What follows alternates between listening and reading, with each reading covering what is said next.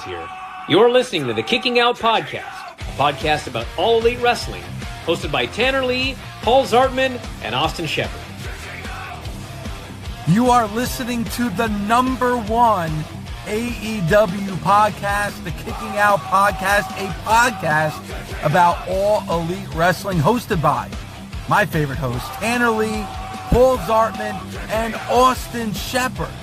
So if you want to know everything that's going on in the world of all elite wrestling, AEW, then you need to listen to the Kicking Out Podcast. Please tell Thunder Rosa I said hello.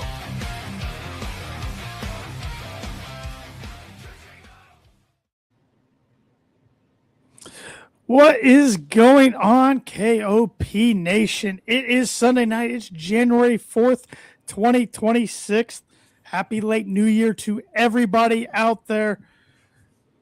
We're ready to rock and roll with our first episode of the new year. I'm Tanner Lee, co-host Austin Shepard, a.k.a. The Shep, here, present, ready to rock. Shep, how we doing? How was your New Year's? New Year's was great, man. It was for having a 5-year-old and a 4-year-old, I think it was about as eventful as it can be.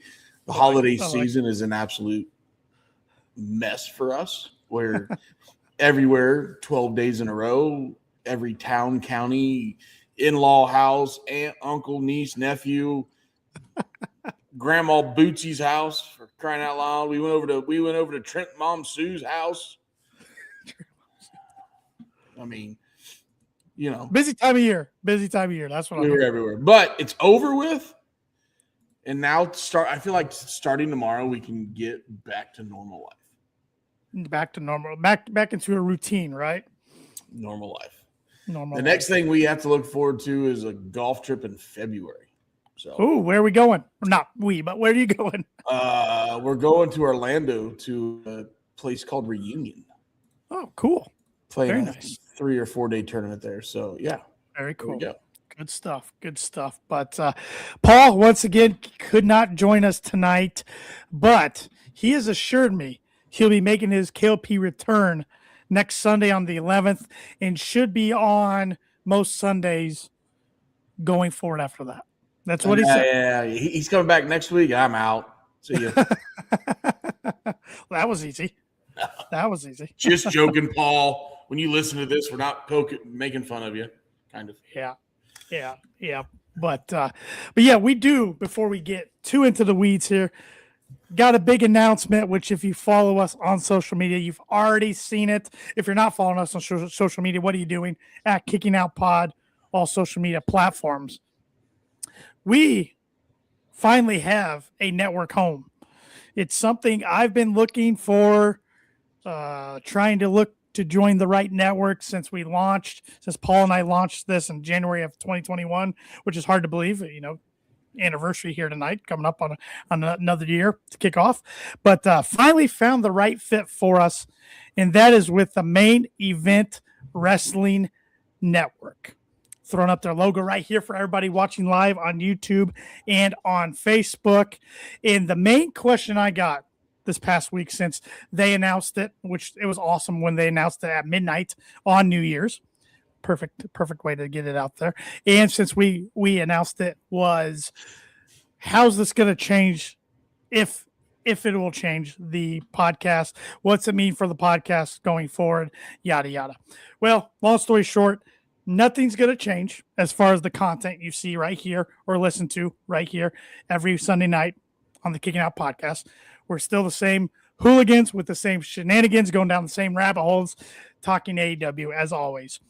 But it's a way to get our product out there in front of more eyeballs, in front of more people, in particular, pro wrestling fans. So Main Event Wrestling Network has tons of great shows, tons of great content. They got NXT shows, WWE shows that talk about a little bit of everything. So go give them a follow, subscribe to their YouTube channel, and give them a follow on Facebook, X, Blue Sky, Instagram. If they're on TikTok, go there. I don't have TikTok. We don't have TikTok, so I don't know. If they're on TikTok, they probably are. They're pretty in tune with all that. So very excited about this going forward. You'll see them share our content. We'll be sharing content of other podcasts that are a part of the network. So very, very excited. Thank you again to Kyle and everybody over at Main Event for welcoming us into the family. That's right. You like the new tag, Main Event Shep, right here. Main Event Shep. Main Event Shep. Here we go. I like it. And see right here, Main Event Wrestling Net right here on YouTube. In the comments, what is up, fellas? They also said, I think our logo would look great in the top right corner of that stream. Just saying. I think we can work that out. Stephen Chambers in the chat. What's up, buddy? Happy New Year. Hope you're doing well. And Main Event welcome us home. Yeah, I'm pumped. This is a big opportunity for us, and it's gonna be a fun 2026 for the Kicking Out podcast and for Main Event. It's gonna be great. So, yeah, and we'll be joining some network live streams as well. They do mixers every now and again, which is a mix of a lot of different shows, all on a live stream. So, Shep, kind of like the Two Beards End of the Year show we joined, yeah, but it's within the Main Event family. So that's a little different for what I'm used to as a mixer. So the Main Event network is going to introduce me to something else, a new mixer. Sure. Opening my eyes in 2026. Yes, there we go. But as far as mixer goes, are we drinking anything special tonight, or is it the same old regular? It's the same old homemade vodka, because we don't have a sponsored vodka company, and a little flavored club soda tonight. You know what? I just don't. The older I get, the more I don't want to. You don't want to venture out, right? Yeah. I mean, back in the old days when we'd have different drink reviews on here, and then I'd wake up the next morning feeling like absolute ass. Like, I don't want that anymore. I want to drink like 2 or 3 of these, know that I'm going to feel fine, and away we go. Main Event says, we have mixers in that capacity too. The president of the network sells alcohol for a living. Okay, well, he can get us in touch with the right vodka company. I'm just saying. And I as long as it's not Kamchatka or Skol, I'll drink anything. Oh, we know you will, Shep. I think you and Kyle, the president of the Main Event Wrestling Network, are going to get along just fine. As long as I don't have to use the vodka to clean the rust off my trailer hitch, I'll drink the Sunbuck. So see, he said Tito's. Let's do it. I'm in. American made down in Texas. Let's go. I even get like a lighted Tito's sign. See the Corvette sign over there? There it is. Yeah. I'll take the lighted Corvette sign down and put a lighted Tito's sign up. Just saying. And Chevrolet's my life. So see, look at that. You name it, he's got it. Yeah, I'll stick with Tito's out of the 3, but Svedka's not bad. Yeah, we're not naming the one that Shep drinks a lot because they never DM'd us back. They could have at least politely a year or so ago when I reached out said no, but just the ghost. Okay. All right. Well, I do have a drink tonight as well. Nothing crazy, but it's one of my regulars, the Steve Austin's Broken Skull American Lager. So I still have yet to have his brand new one he just came out with. What did he come out with? He had an IPA first, right? Yeah, he came out with another IPA. Yeah. Is it named after Poncho his cat? Poncho Macho. You know, they're 2 salt ass cats. Dude, never thought of that. He has merch for them now. Pro Wrestling Tees. It's the number 1 selling thing on Pro Wrestling Tees.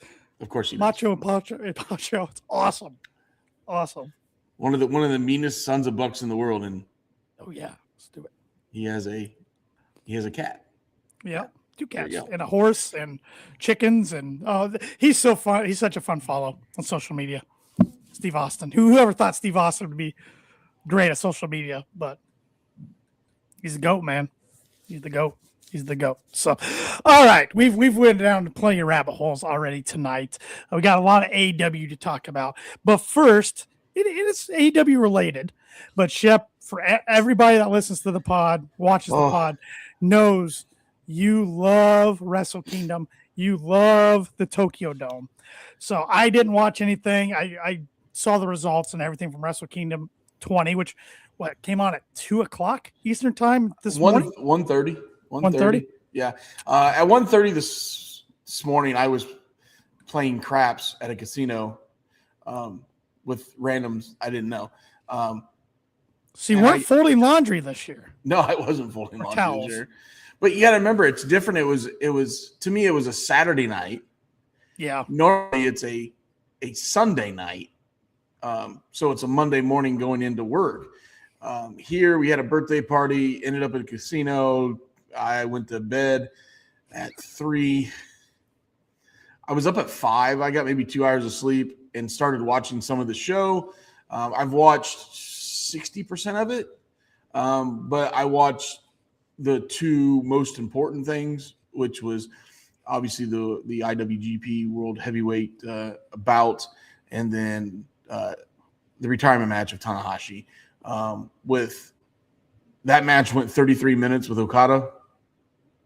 33:09, I think, was the exact time. I don't know how he went 33 minutes. And now when I say he, I meant Tanahashi. Okada carried him. Okada did an amazing job. Made a unbelievable match for unbelievable talent.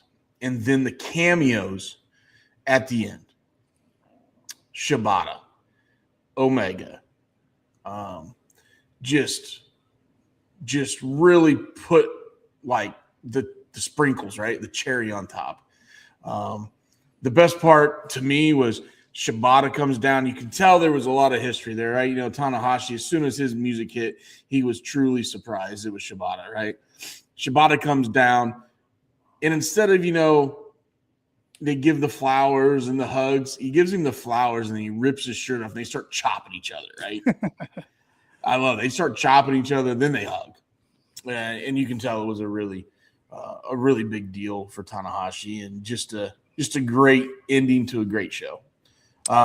Something that stands out besides the main event matches, this new guy, this Aaron Wolf.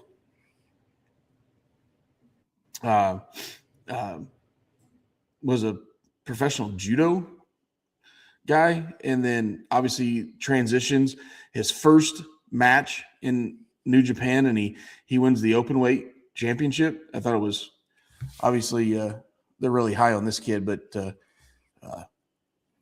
that stood out besides the other stuff. Yeah, a lot of AEW presence on the show. Of course, Takeshita lost the IWGP title.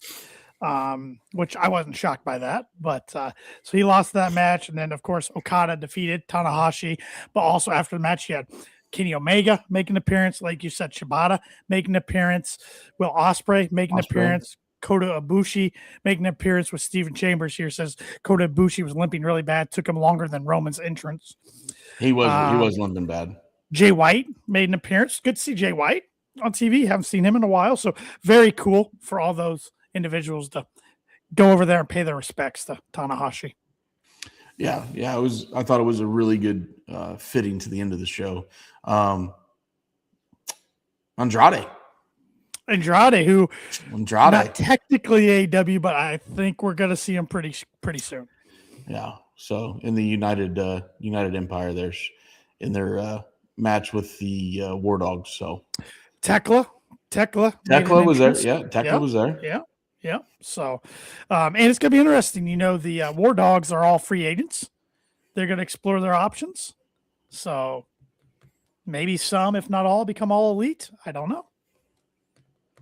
It'd be a good fit. Yeah, could be. Except it is interesting, and all the forbidden doors and everything. And somebody can correct me in the comments if I'm wrong. I could be, because they all kind of run together after a while. I don't think Tony Khan's ever really used David Finlay, which tells me he doesn't really like David Finlay for some reason. I believe you're correct, but it's got to be because of his father and his connection to Connecticut. Could be. I mean, I think David Finlay's a great talent and too. Very, very enjoyable to watch. So I always feel like if David Finlay's going to leave New Japan, there's only one place for him to go. And Too Sweet Kyle, who is the president of the Main Event Wrestling Network, he says, shit, if the G1 is coming here, talking as of Chicago, I may have to go. Yeah, I was surprised. Did you see that announcement? Shep, the Now Arena. The G1's coming to the Now Arena. The opening, is it opening round? I think is what they said. I just saw that it said it was coming. I didn't see any specifics. I think it's the whole opening round is going to be in Chicago. That's pretty cool. That's pretty good stuff. Got a comment here I wanted to get into. This is from a loyal viewer, and I'm going to apologize. I gave him a shout out last time we were me, and when Pluggo was on for the World's End predictions, and it's at KWYJIBO _ on YouTube. I said he was from Turkey. He's from Hungary. He corrected me on YouTube. So he's a loyal viewer of ours from Hungary, watches every week. He said, just a question in advance. Who was the best and worst AW signing in 2025? And who was the biggest loss who left the company? Oh, man. I think it's a great question. I would say right now, and I think they left before 2025. In fact, I know they left in 24. I know it doesn't answer his question because it's not 25, but I think the biggest miss right now is with the Hardys. And I know a little bit that was self-inflicted of the Hardys. Yeah, I was going to say Jeff did it to themselves. I mean, themselves, but they're thriving now, which is awesome to see.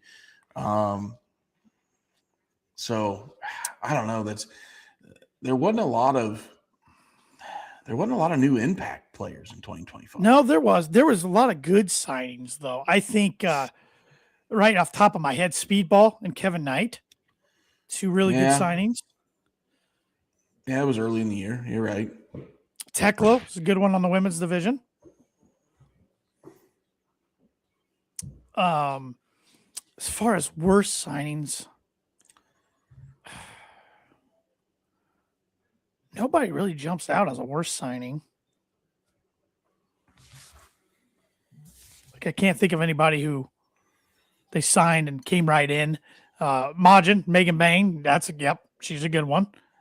As far as like the second part of his question, who the biggest loss? I'm between. I think I'm gonna go Ricky Starks as the biggest loss. Ricky Saints, I should say now. He did a lot of really good things in AW, but I think they kind of dropped the ball with him. And I think there's a lot of that as backstage happenings that maybe we don't know about that caused him not to be used the last portion of his contract. But, he's done really good things in NXT. He's been a multi-time champ in NXT.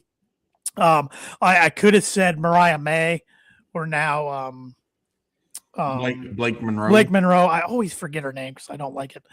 But they tried to get her back, and she just didn't. She wanted to pursue other things, and how the closing there at Revolution with her and Tony was pretty fitting. So I guess I'd go Ricky Starks, Steven Chambers, and Ethan Page, another one. Yeah, they definitely dropped the ball with Ethan Page. Yeah, I think the Ricky Starks he was so close to Cody. Yeah. When Cody left, I think he was out on an island and he had no friends. So. Yep. And one they're probably going to lose. Well, we know they're losing Jericho. I mean, that's just a matter of time before he pops up into the WWE. I don't think that's not a big loss though. No, I don't. At this point, it's not. They've done everything they can do with Jericho. How about Danhausen though?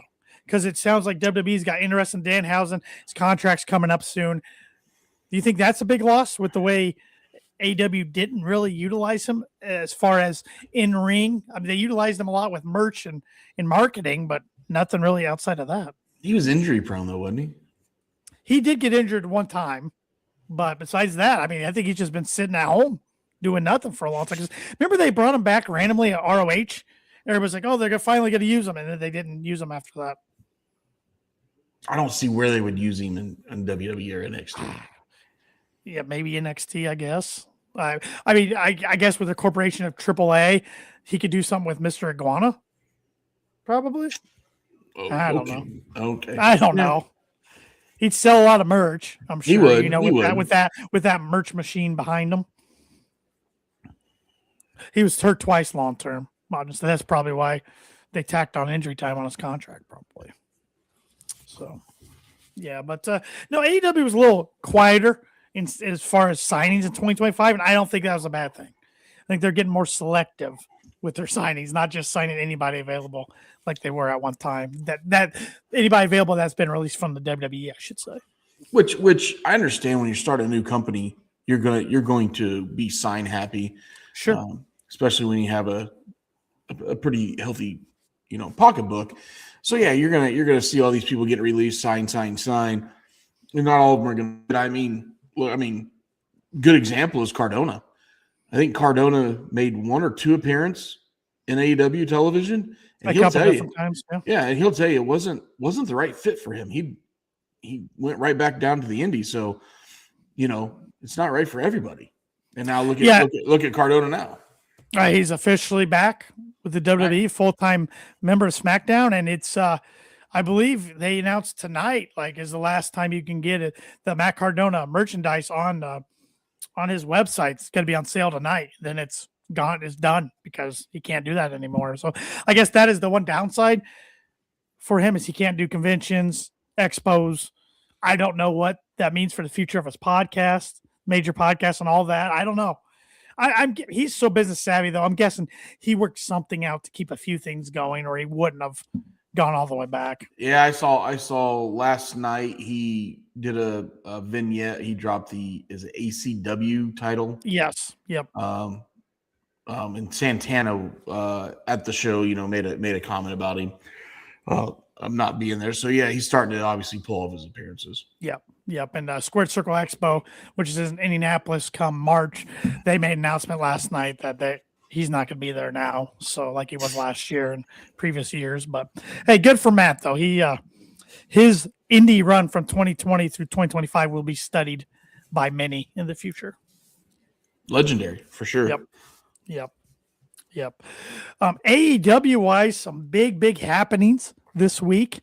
The biggest, in my opinion, was the main event on Dynamite Wednesday night on New Year's Eve on New Year's Smash, which saw Willow Nightingale become a 2-time TBS champion, the first woman in company history to hold 2 belts at once, since she's a tag team title holder and now TBS title holder. And she dethroned Mercedes Moné. So Mercedes loses yet another belt. We're seeing her decline. And I love the storytelling. I thought Athena was going to be the woman to take the TBS title off of Mercedes, but they pulled the trigger on Willow. Just what you've been pushing for, Shep, was Willow just needs that extra little push.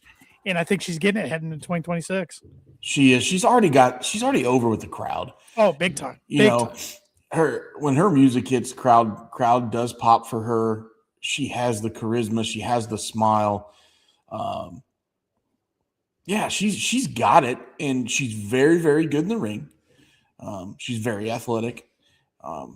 So I think she's the right person to hold this mid-card title, and could elevate it and could elevate her. It's sure. Best for both worlds. Now it's perfect because all this is going to do is get Mercedes ready for a title run of her own, world title run of her own. Still a little confused. Like I've always wanted it to be Willow. Still a little confused at what they're going to do with her feud with Athena. I don't know what they're. You mean Mercedes? Mercedes feud with Athena. Yeah. I don't know what She's still the ROH champion. Yeah. That belt doesn't mean. This sounds awful. No offense to Athena. That belt doesn't mean shit to Mercedes. So don't know how they're going to incorporate that, but it's the right move. Start of 2026, and let's main event Mercedes and get her into that world title picture for sure. Yeah, I thought, I was way off. Like I said, I thought Athena would take the title off of Mercedes. I thought there was going to be a title versus title match, ROH title, TBS title, all on the line in one match, but that was not the direction we went. So, a couple comments here. Majin, I have mixed emotions. Willow winning, yay, but that means Mercedes is going to go after Stat Daddy now. Well, yeah. Yep. I think they'll save it for Revolution, though, in March. I don't think you'll see it on a Dynamite or Collision. It should be a slow build. I mean, we know how Tony likes to pull his quick feuds, right? But I think this one deserves a 60-day, 45-day build for sure. Stephen Chambers, wonder if they're setting up Harley heel turn whenever losing tag team titles while Willow has TBS title. I don't know. You got to think one of those two probably goes heel eventually, but man, they're both over with the crowd. So yeah, I think if any one of those go heel, I think it's got to be Harley though. Yeah, she's got the charisma to go heel, no problem. Yeah, and she was heel when they introduced her. They first introduced her to the company, but she's really found her footing as a face. I'm also intrigued what feuds they're going to have as a tag team here going forward. Willow and Harley. That was a big thing on Dynamite. Some other stuff we saw.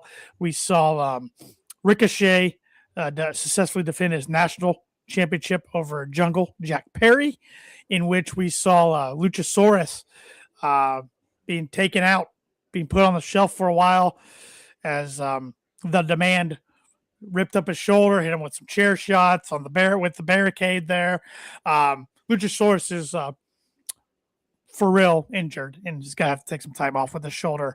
Sean Rossap of FIFO reported, not sure if he needs surgery or not, but sucks for the big guy. Another guy who just can't stay healthy. Yeah.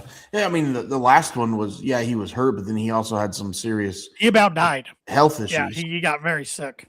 So, I mean, don't want to see him get hurt, but if it's just a beat up shoulder where he needs some new ligaments or rotator cuff or something, that's a lot better than what it was. So, so hopefully it's a quick recovery for him. Leaves Jack Perry in the weeds again. Okay? Which I think he's okay now. Yeah, I think he proved that he can be a singles star when he was messing around with the Elite and all that stuff. But it was always coming back to Luchasaurus. So hopefully there's something in the works for him because he's too good to push to the back of the shelf. So Modern says AEW's best signing of the year, Ricochet. Their worst, Andrade, just because of all the shit around him. I think Ricochet was actually 2024 signing, but he had a heck of a first full year in the company. And did they technically sign Andrade? Because I honestly don't. I mean, he is not right now on the roster. I think he's going to be soon. But, I mean, he showed up with all intentions of being signed to the roster that night in October. And then we never saw him again. No, because they had to figure all this crap out. So, but now that he's popping up in other promotions, including New Japan this morning, he'll be coming back. But in the meantime, it looks like they're shifting Kenny Omega in a different direction before they revisit that angle with him and Andrade, because on Wednesday night when MJF revealed the Triple B and was taking shots at a lot of different talent, Kenny Omega appeared on the Jumbotron and seemingly told MJF he's coming after him. That's a feud I can get behind. Yeah. We've seen it before, but it's been a long time. In a long time. It was back in the early days. But yeah, I would love to see. And I think if you go back to the early days, it was a heel Omega and a face MJF, and now we're going to have the opposite. Yeah, and I mean, do I necessarily think Kenny will win it? No, but I love seeing Kenny pursue the title, one more time. They need something to fill MJF's time before Swerve and Hangman. Yeah, and that's one thing. And we haven't even had I did a solo quick recap on World's End, but we haven't had a pod with multiple members of KLP since World's End ended. MJF became the new title holder, as did I, for the KLP predictions title. Just saying, don't have it physically yet. Where's it at? Still in Pluggo's house. Oh boy. Yep. So I'll get it. But I like MJF being the world champion right now as a heel, because now, unlike his first run with the title, when he was kind of more of a face or a tweener with his partnership with Adam Cole, now he's full on heel, and AEW has established more baby faces to pursue the title, whether it's Swerve, Hangman, Ospreay when he's healthy, Omega, maybe Moxley, which we thought we got a face turn at World's End from Mox. Now I'm not so sure after what we saw this week on Dynamite and Collision from him and the Death Riders. Yeah, I'm completely lost to where that's going. I thought we were going to get the demise of the Death Riders. I did too. An overthrow, kick Mox out, Claudio take over, but I'm as lost as ever when it comes to the Death Riders right now. I kept waiting for them to turn on him at World's End when he was making that speech. They never did. And then now you see them still coming out as a group, and like, I don't know. Like, I don't know where we're going. We do know that Wednesday night coming up on Dynamite, he's going to defend his Continental Championship against Shelton Benjamin, which will be a fun match. Yeah. Did we ever get that match in WWE? I don't think we did. And Shelton was Shelton. We did. It Shelton, wasn't memorable. Yeah, Shelton might have been already gone, and then before he came back. And that's still one thing I'm pissed about is this how they handle the unified title at World's End. So now there's no unified title. We have a Continental Champion and an International Champion again. So why the hell do we unify it in the first place back at All In? Just makes no sense to me whatsoever. So someday down the line, when somebody has both titles, here it comes again, back in the fold. Just dumb. Dumb in my opinion. That's like us putting a title on Paul just to make him feel good. Exactly. Exactly. And like they sell the title on shopaw.com. Don't sell the other two. It's just really head scratching to me. Like, what was all that for? But I digress. Stephen Chambers is MJF versus Mox. Perfect for Death Rider's turn on Mox. Okay. A lot of history there. Yeah. Majin, they even have other heels turning their eyes on MJF. Ricochet, Kyle Fletcher. Yeah, I'm excited for the Kyle Fletcher push because I think you're going to get the next 6 months going to be a really, really heavy Kyle Fletcher push. Well, and we're going to still get a lot of tension within the Callis family between him, Takeshita, and Okada. Yeah. And now that Takeshista's not the IWGP world champ, he's going to go after Okada's international championship, I think. So, Stephen Chambers said Bandito versus Sammy Guevara for the ROH title on Dynamite. Predict new champion Sammy. I think it'll be a good match, but I'm going with Bandito there. I don't think Sammy's the right guy right now. Sammy's not out of the doghouse yet. He's ROH tag team champion right now, but or trios champ maybe. I don't know which one he is. We haven't seen him on Dynamite and Collision. Very, very. Yeah, he popped up on Collision last night just to have a face to face with Bandito. Yeah. But no, that was. I thought Dynamite was pretty good. I think those were the big takeaways for me. Collision last night, we saw the debut of El Clone, the in-ring debut finally of El Clone. That's how they kicked off the show, and he won. Against in Helico, which was no surprise there. That poor guy, they had the storyline ready for him and Hologram. Now Hologram's hurt for a long, long time. Don't know when he's going to be back. So good on Tony Khan, though, saying, we're going to put this guy on TV, though. We're not waiting any longer. But it's interesting, like last night, one guy that he's not winning a lot, but he's sure getting a lot of TV time is Josh Alexander.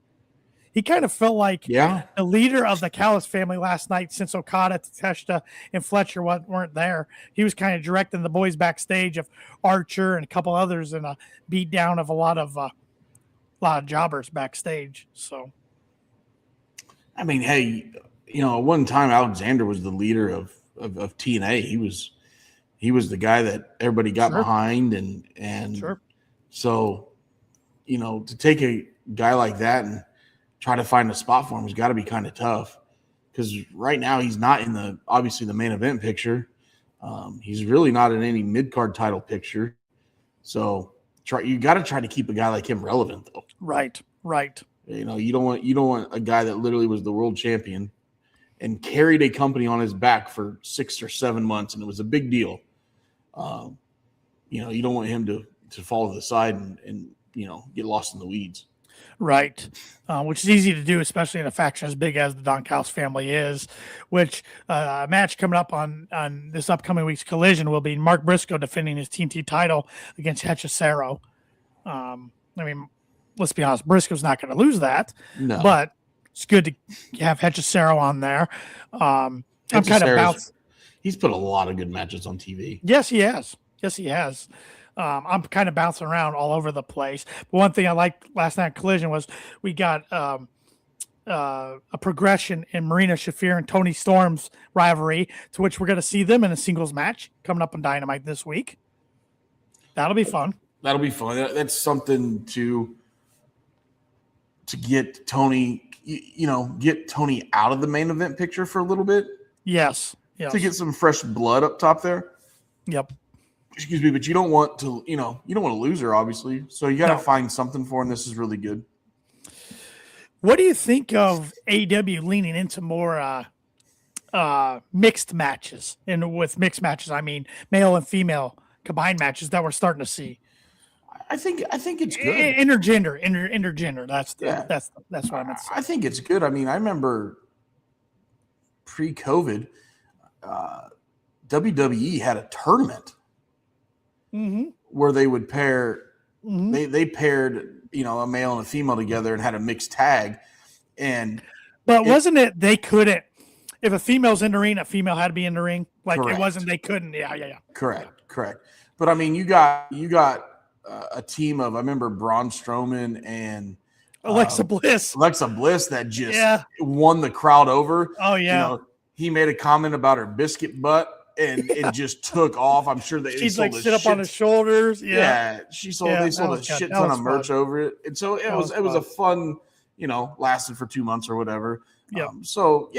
And then also, they haven't really dove into it, but with the Death Riders versus a conglomeration, Shafir's married to Strong.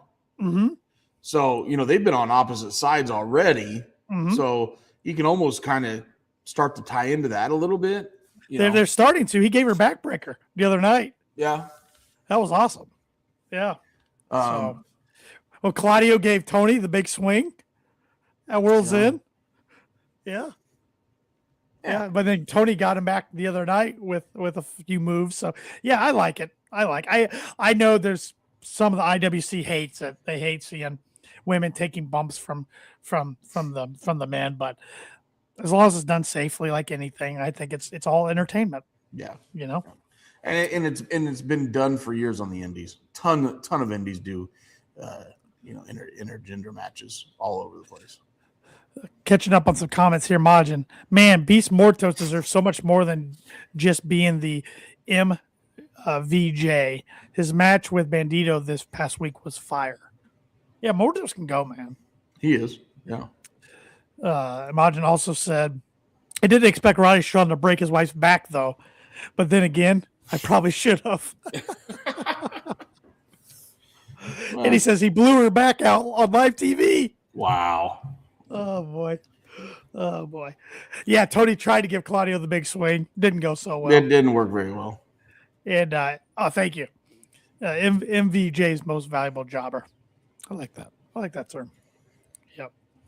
Yep. So what about the skit I sent you of the Acclaimed? Tony trying to make those guys get along together in New York. That was awesome. Yeah, that was fun. Yeah, I liked they started to get along, and then nope, he's not my partner, and nope, this isn't gonna work. Yeah, obviously, either we're gonna get those guys back together.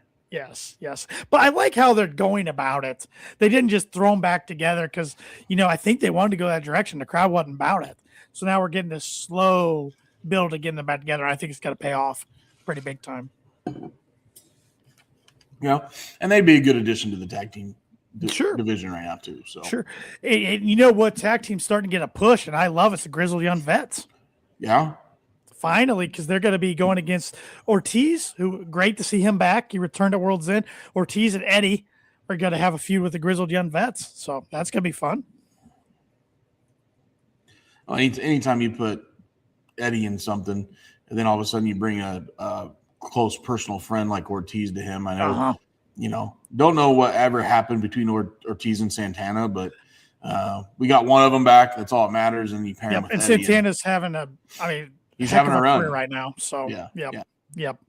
Yeah, Eddie was great last night on Collision. I mean, you could tell Shivani loves the guy. They were ribbing each other. And Eddie's like, man, I've quit this company 8 times since I returned. Ask Shivani. He knows. Shivani's like, yeah. Because now with Ortiz back, he's the one calming me down all the time. And it was somebody's birthday in the crowd. So they got a happy birthday chant going. They noticed it was a little 8-year-old boy's birthday. His dad had a sign. He's like, hey, buddy, happy birthday. You're 8? He goes, enjoy it. Everything after 8, it's all downhill from there. I'm like, Eddie's just the best. He's the best with the crowd. He's so good. He's good. Well, he's just so real. Yeah, he is. He is. It's so natural to him. He's just real. And I'm glad we're like, at first I'm like, he came back and I'm like, okay, I still want to see him against Hook, which we haven't got that. But I'm like, what do you do with him? Because you can't really put him in the title picture right now. So I'm glad we're going to see him because I thought I was going to enjoy the tag team run with him and Hook. We didn't even get that very long. So I'm glad we're getting a fresh pairing with him and somebody like Ortiz, who's been a tag team specialist in the past. Sure. I think it can go really well. Yeah, and they got history together. So, and he was getting mad at Tony not holding the mic up. Yeah. He's like Flair probably used to be pissed at you. Ole Anderson probably talked to you backstage back in the day. Oh yeah, it was good. You always got to know you got to get some old school wrestling references from Eddie Kingston. Maj has comment here. Tag team division, main event division, women's division, all at highs right now. 2025 was a great year for AEW. He's not wrong, and I don't ever agree with Modern either. No, you don't. I don't. But I think the last quarter of 2025 really, really AEW caught their stride, and there's a lot of good things going right now, and a lot of great storylines. And it's starting to hit on all cylinders. Now, it also helps that I think WWE is a little stagnant right now. I agree. They got some good stuff, but overall, they do. Well, right now, the best thing they got is giving the microphone to Braun Breaker. Yeah. That's the best thing they got going right now. Not to diverse real quick, but do you think he wins the title tomorrow night on Netflix over Punk? Yeah. I do too. Yeah. I do too. Yep. So, imagine here, Santana wanted to keep getting better and getting more bookings, being treated better, etc. Ortiz was just happy to have a job, was content with where they were. Yeah, that's right. Santana has spoke on that, and hey, to each their own. And Santana bet on himself, and he bet correctly so far. Mod said Braun is the best promo in his whole family, with a laughing emoji. I don't know. Big Papa Pump had some great ones in TNA. He did. Steiner math, baby. Steiner math. 9 days a week, baby.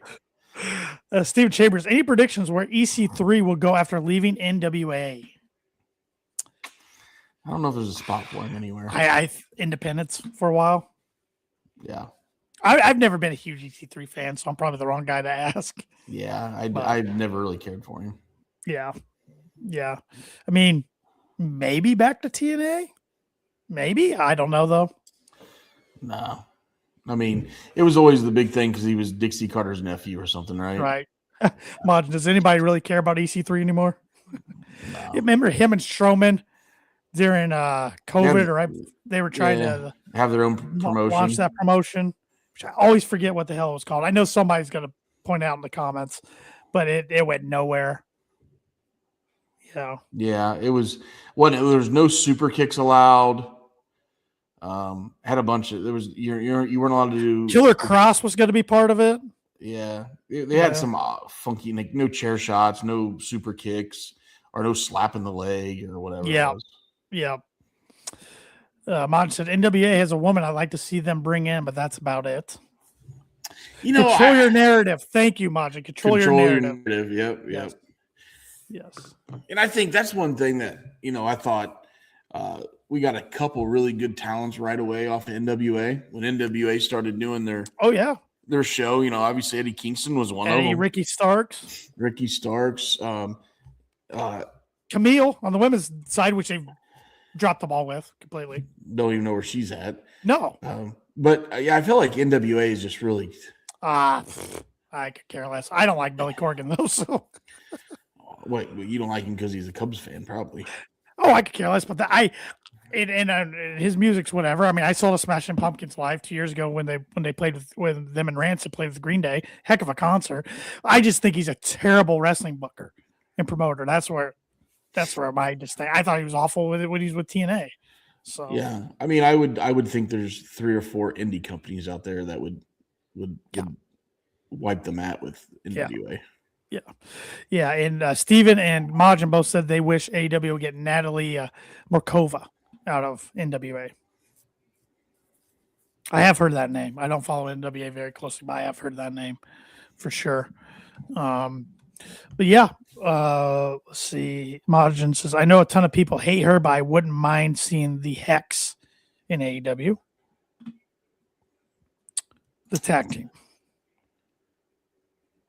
That must be an NWA tag team. Yeah, I'm not familiar. So yeah. I can't say Max the Impaler. Yeah, I've heard that name. I've seen Max. Yep. There's so much talent out there in the world of professional wrestling. It's insane.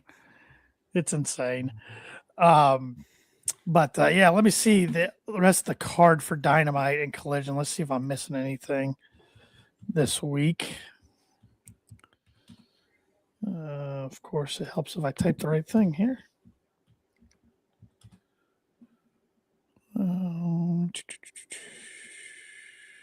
Oh, yeah. Hangman and Swerve versus Hook and Powerhouse in a lights out match. Yeah, I mean, you're gonna see them together a lot before their feud, Yes.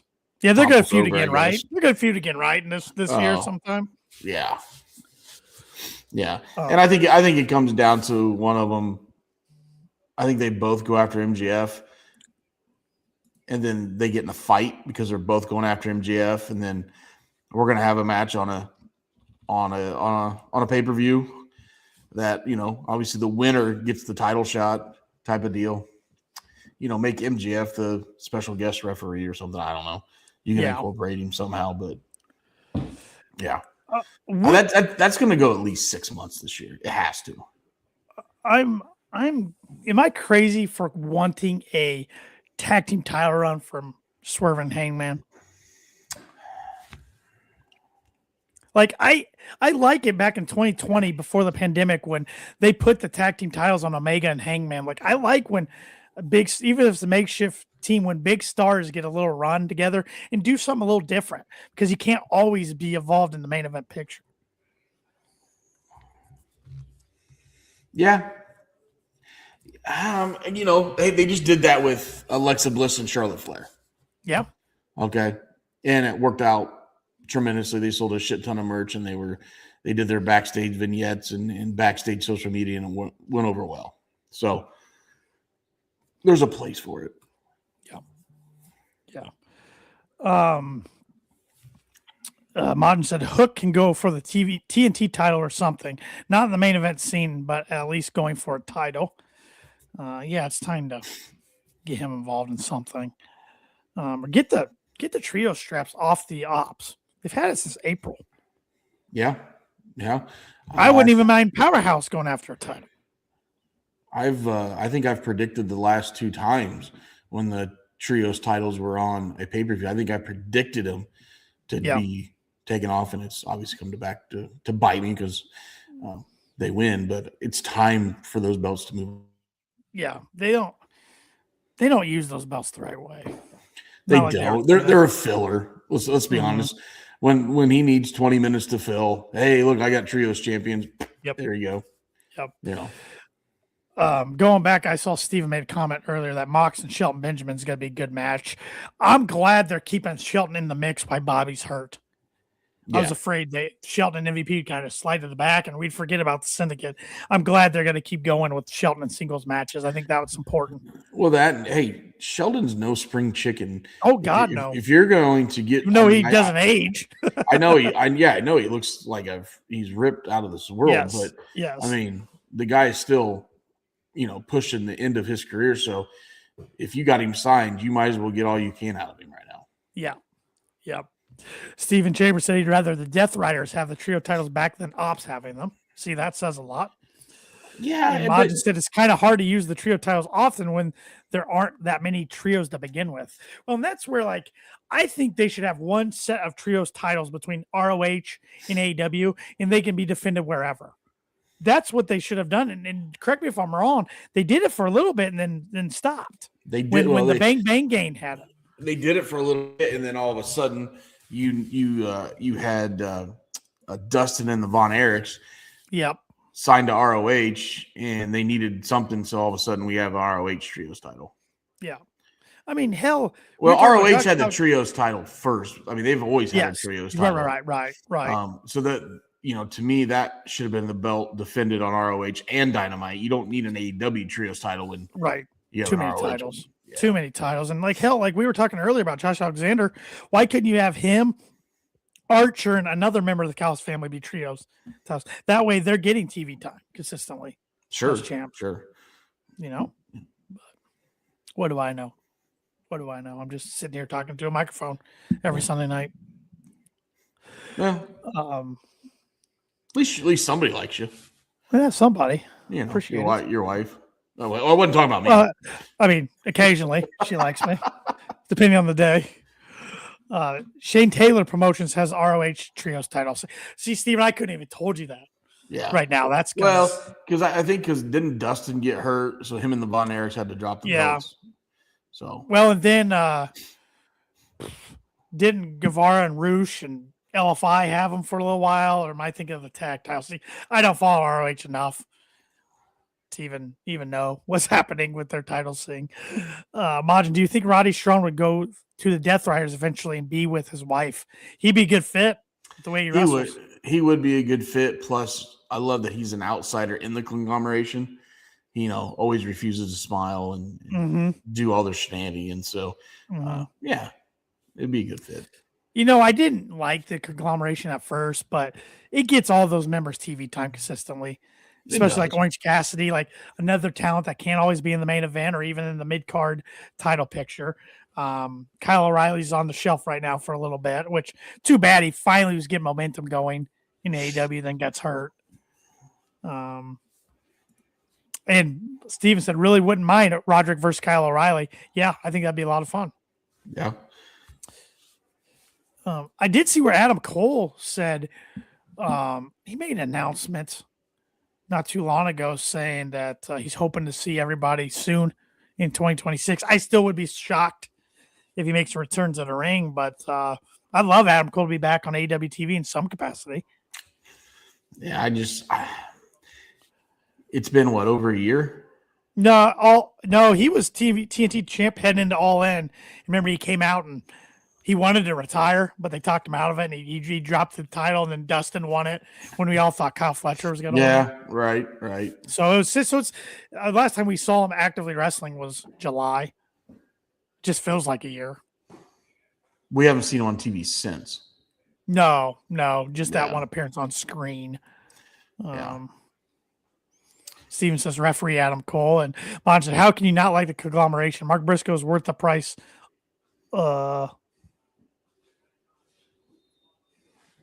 I don't know what he's doing there. I think I know what he's doing. It's a Mark Briscoe thing. So okay. No, Briscoe's entertaining, like I've always said. I just wanted him to take some time off, but he's TNT champ. He's not going to take time off. So. No. I think Briscoe's going to be. I think you're gonna to get that belt off of him. You're going to have to develop a really young. A really young star, and there's a couple guys out there, but it's going to be somebody really young and up and comer. And Briscoe will then put them. Word of the day. His word of the day segments are good, I will say. And I know I'm bouncing around everywhere, but this guy popped up on my other monitor here. You know who might have had the worst 2025 in AEW? Big Stoke. Yeah, he got no hose, so he could say Big Stoke. Yeah. Double J, Jeff Jarrett. Remember we kicked off 2025, and I signed one more contract 1 year. I'm going to get gold. He's going to have that feud with MJF, and it wasn't going over well, and they just completely dropped it. We never saw him wrestle another match the rest of the year. Is his contract done? End of the year, he's done? No. He's still under contract, but I don't know as far as like a talent. He's on those 0 hour shows with RJ City and Renee. Does a good job of that, but we haven't seen him in the ring. And I like Double J. Like something, and Conrad's been asking him about it a lot lately on this My World podcast. And he kind of says just like, he won't say what happened. He says stuff changes. It happens. So something happened backstage. Sure. Either Max wasn't happy with how it was going. Tony wasn't happy. So, but it's just weird to me how they never revisited like him and Max's feud, or at least him trying to go after any certain belt. I don't know. Very odd. Well, it was just very odd that he just disappeared one day and never to be heard from again. Wardlow did have a bad 2025. Guy can't stay healthy. Steven Chambers said Keith Lee, which when the heck's that guy coming back? Actually, Majin said Keith Lee has an amazingly hot wife. He can't have a bad year because of that. That's true too.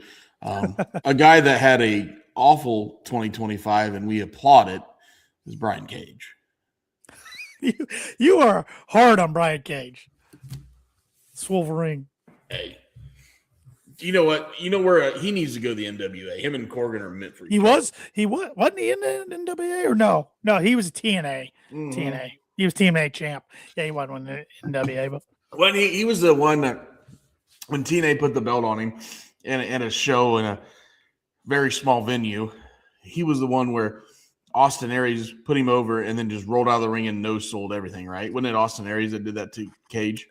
He did it to somebody, but I didn't think it was Cage. I thought it was Cage. But literally took Austin Aries is a douchebag. Yeah, literally took the pin and then just rolled out of the wing, no-sold everything and, ruined the moment. But I'm pretty sure that was to Brian Cage.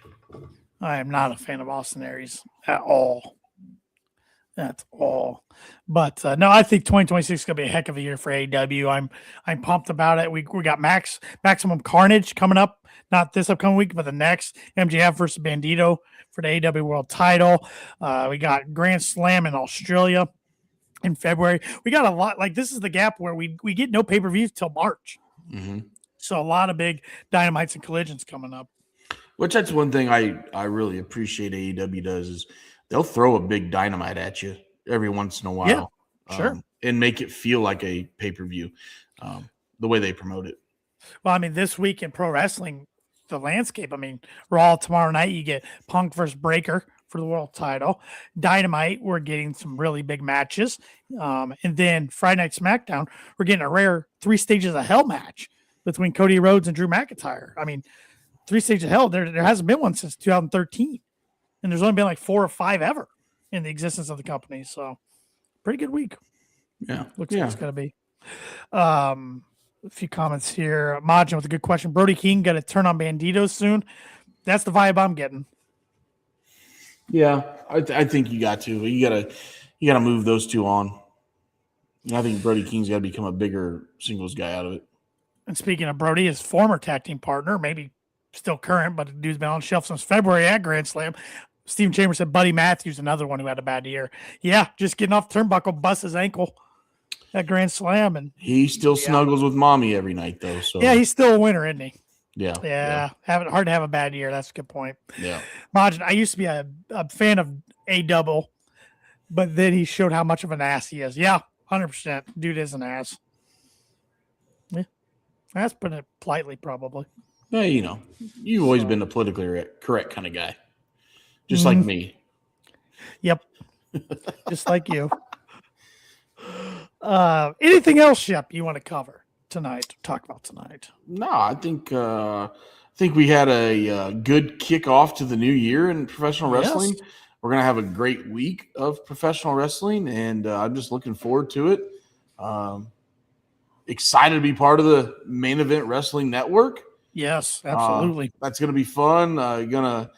Excited about collabing with some new characters that we haven't met before, and hopefully they don't hit the kick your ass out of the podcast room button on me. But well, I mean I haven't. It's been a couple of years, so I know back in the day the Two Beards were we're ready to do that to old Shep, but it's okay.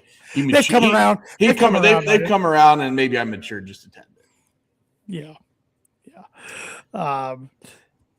Majin, don't forget AW is doing a Texas residency. That's right.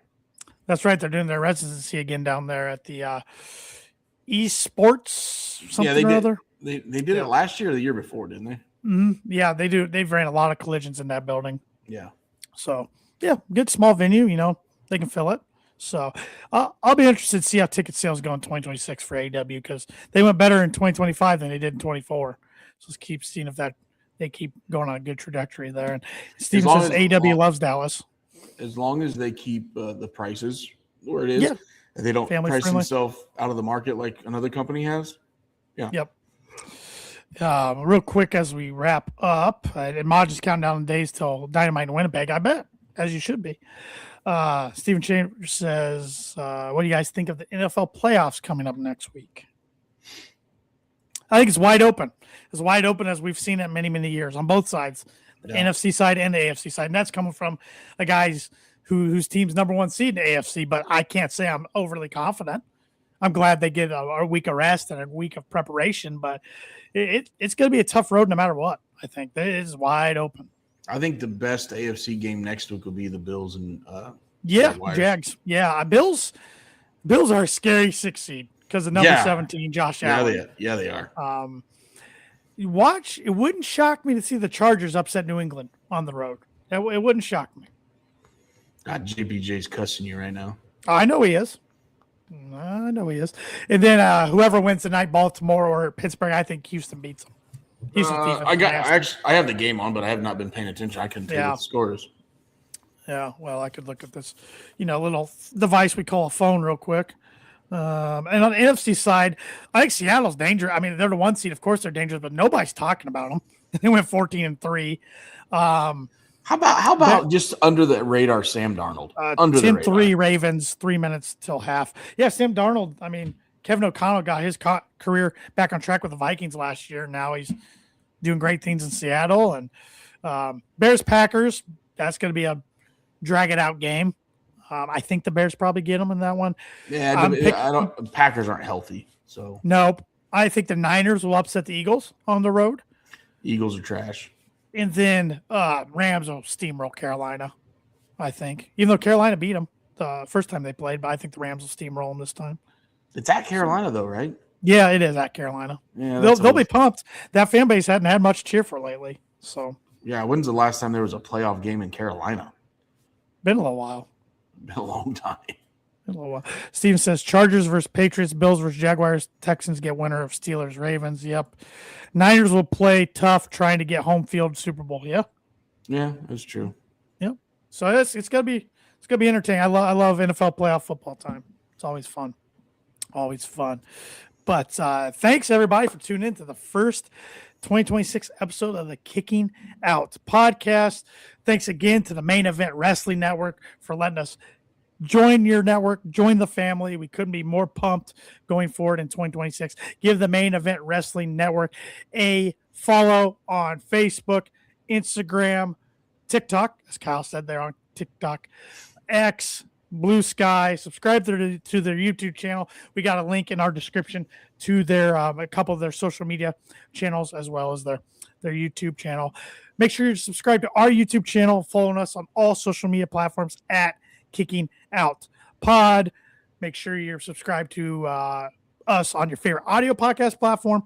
If that's Apple Podcasts or Spotify, please give us that 5-star rating and review. Really appreciate it. See, Majin, he's followed them already. You won't be disappointed, Majin. Great group of guys, a lot of good shows. And you can follow me on X and Instagram at TannerLee92. You can follow Paul, who's not here, at Paul Zartman87. And you can follow Shep at TheShep27, even though Majin said don't follow Shep. Majin, we were getting along so well. I haven't picked on you at all. New Year, same Majin. New Year, same Majin. And bitter Canadian. If you do want to spend some money and support the podcast and look great doing so, you can do that in two different ways. You can go to kickingOutShop.com where you can get t-shirts, hoodies, zip-ups, good-looking coffee mugs like that if you want all three of our mugs on a coffee mug. And if you're looking just for t-shirts specifically, we have a pro wrestling store as well, which all designs except one on there are just exclusive to pro wrestling tees. So many different ways you can support our podcast, with money, without money. We appreciate it all the same. And until next week, I'm Tanner Lee. He's Austin Shepard. Join us next week when we kick out yet another podcast. This is where I say goodbye and good night. Bang!